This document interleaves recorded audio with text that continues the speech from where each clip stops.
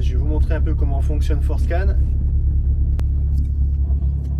Bon, je reviens pas là-dessus, hein. Le petit boîtier que j'ai moi, c'est un boîtier OPD-Link en prise USB, mais surtout qui fonctionne de manière automatique, j'en ai déjà parlé.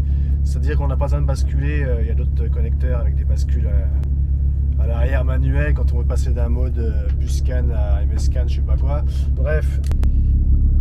Hop. Hop. Donc pourquoi je fais cette vidéo? Parce que souvent les gens me demandent un petit peu. Puis bon, quand on n'a jamais utilisé Forscan, forcément c'est pas évident. Donc là, première chose qu'on fait, donc le logo Forscan, on lance Forscan, on arrive sur une page de garde, on va connecter son véhicule. D'entrée de jeu, ce que ça va faire, c'est que ça va faire une lecture des codes défauts, hein. C'est assez pratique, on peut aller voir ce qu'il en retourne. En l'occurrence, je sais ce que c'est. Donc la climatisation, forcément, puisque j'ai déconnecté. Voilà, réfrigérant, et puis clapet de dérivation turbocompresseur, parce que je l'avais démonté, remonté. Ce qui nous intéresse, pour faire des logs, pour relever des datas, relever des données. C'est plusieurs termes, hein, donc je les annonce. On arrive, donc il faut aller sur le petit logo oscilloscope ici, d'accord? Donc moi j'ai déjà sélectionné les données qui nous importent le plus, et c'est ce qu'il faudra faire, ce qu'il faudra choisir, hein.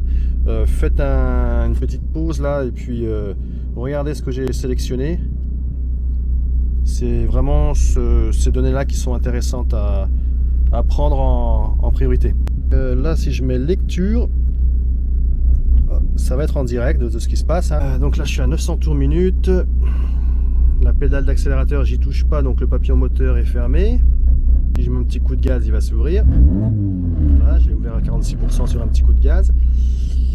La pression, effectivement, donc là on n'est pas à 1 bar. Alors la pression, souvent on ne sait pas trop sur Forscan, on ne comprend pas trop, mais en fait ça prend en compte les 100 kPa, donc le 1 bar atmosphérique, hein.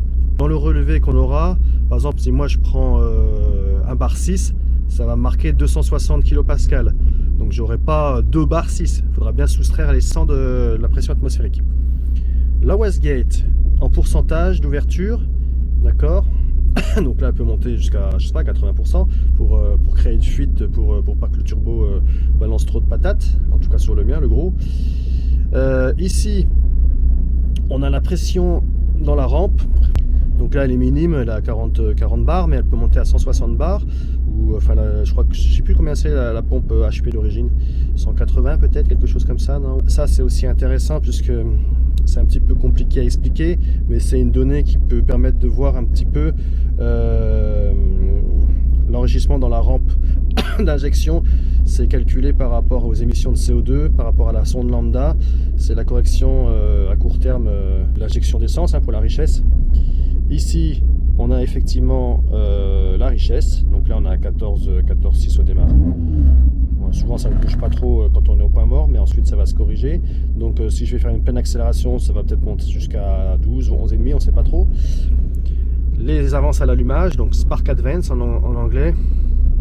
Ça c'est la charge moteur. Donc là au ralenti il n'y a pas beaucoup de charge forcément. Dès qu'on accélère, on met de la charge moteur. IAT 10 degrés. Donc ça c'est la température au niveau du collecteur d'admission, hein, de l'échangeur. Voir si votre échangeur fait bien son travail.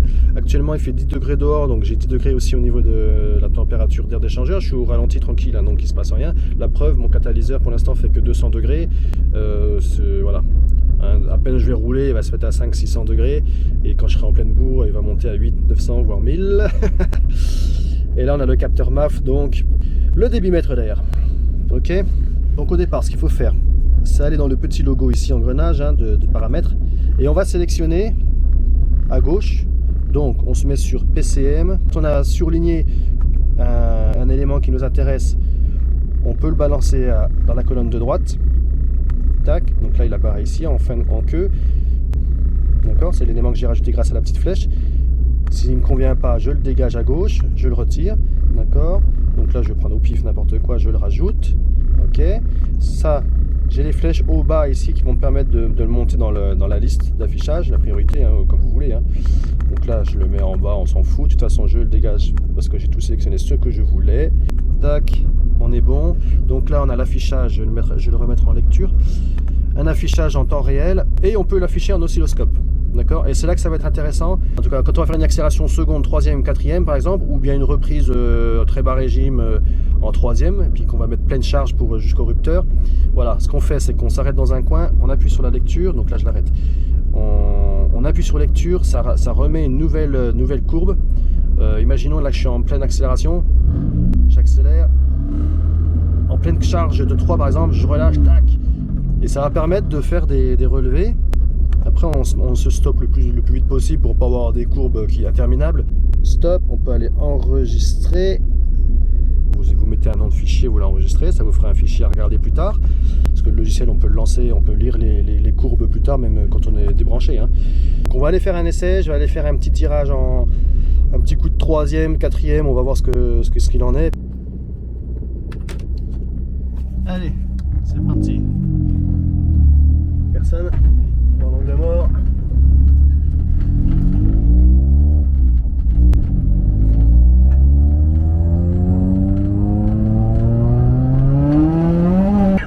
Bon, j'ai pas osé mettre trop pied dedans. Finalement, j'ai fait seconde, troisième, quatrième. Je vais arrêter